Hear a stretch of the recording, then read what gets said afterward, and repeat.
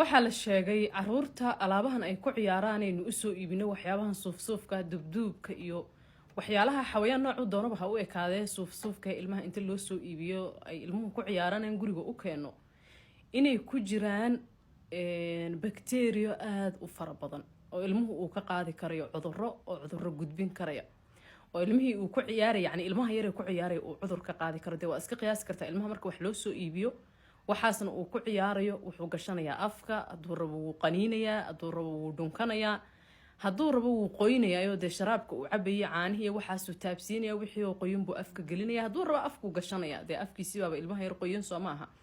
ilmaha yar marka waxaas waxaa la yidhi waxaa u gudbin karaan bacteria ay ka qaadi karayaan cudurro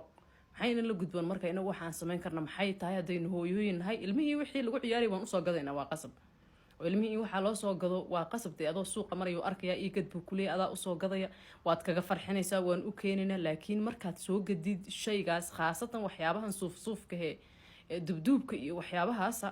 waa inaad ilmihii wixii ka dhaqdaa ood ka nadiifisaa ditol iyo waxyaabo fara badan aad kaga nadiifisaa oo aad ka dhaqdaa haddaad ka badayn kartana aad ka daysaadi yani ood awoodid inaad ilmahaaga uba soo gadinba oodan siinin laakiin waxaa halisa oo la sheegayaa ilmuhu waxyaalahan ay ku ciyaarayaan bakteeriyada iyo jaraasiimta la socota